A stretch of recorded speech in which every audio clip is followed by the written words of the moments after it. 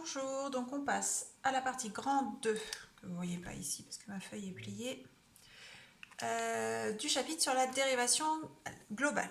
Alors, on a vu quelques formules dans le paragraphe précédent pour dériver des fonctions usuelles. On va s'intéresser ici aux fonctions polynômes de degré 2 et de degré 3. On commence par les fonctions polynômes de degré 2.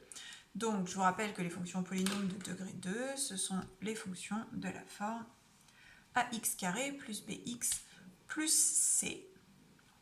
Alors, vous avez la possibilité de retenir la formule qui est en dessous. Donc, la dérivée d'une fonction de cette forme-là, c'est la fonction f' égale à 2ax plus b. Alors, soit vous retenez cette formule, soit vous retenez la technique que je vais vous montrer dans l'exemple. Donc, on s'intéresse à cette fonction polynôme de degré 2, 5x carré moins 3x plus 2. Donc, en fait, on a une fonction avec le coefficient a 5, le coefficient b qui vaut moins 3 et le coefficient c qui vaut 2. Alors, donc du coup, pour dériver une fonction polynôme de degré 2, c'est assez simple. On a une technique qui fonctionne bien.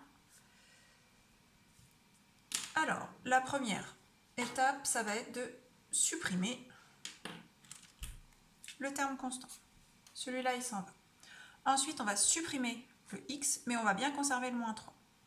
Et ensuite, dernière étape, le carré, ici, va disparaître, enfin, il va diminuer de 1, c'est-à-dire que de 2, on va passer à 1 et on ne sera plus obligé de l'écrire. Et on va le passer devant en le transformant en multiplication. Ça va donner, du coup, f' de x égale, donc mon 2 arrive là, 2 fois 5x, moins 3, j'ai enlevé le x et le reste, c'est-à-dire 10x moins 3. Voilà la dérivée de cette fonction du second degré. Si j'avais appliqué ma formule, j'aurais trouvé la même chose. 2a, ça fait 2 fois 5, 10, x, plus b, le b valait moins 3. Alors, on va s'entraîner sur les exemples en dessous. On va dériver 6 fonctions polynômes de degré 2. Alors, premier exemple. La fonction f définie par 4x carré moins 6 plus 1. Donc, la dérivée f'. Le 2, je le passe devant. 2 fois 4x, le 2 a disparu puisque je l'ai mis devant, moins, je barre le x, 6, et le 1 disparaît. C'est-à-dire, ça fait 2 fois 4, 8x, moins 6. On fait pareil pour g. Donc, même chose, le 2 va passer devant. Donc, je vais avoir 2 fois x, moins 2, c'est-à-dire 2x, moins 2. On continue. Alors, c'était pas f, mais g.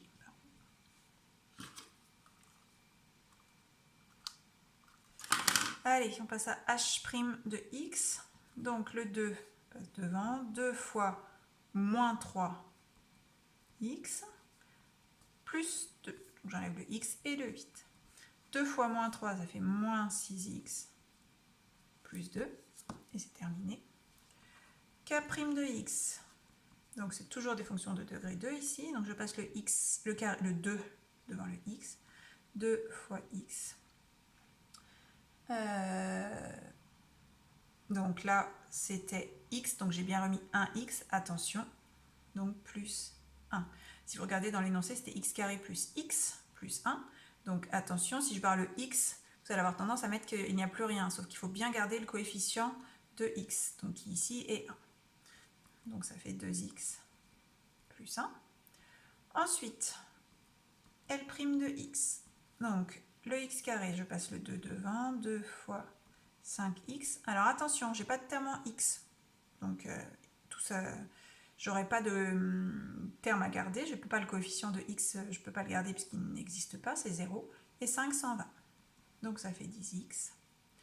Et on termine avec M' de x. Donc, le 2 passe devant. 2 fois moins x plus, donc là je barre le x, 7, c'est-à-dire moins 2x plus 7.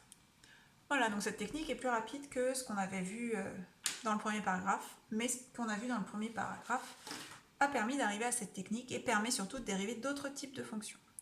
On se retrouvera la prochaine fois pour voir comment on fait pour les polynômes de degré 3.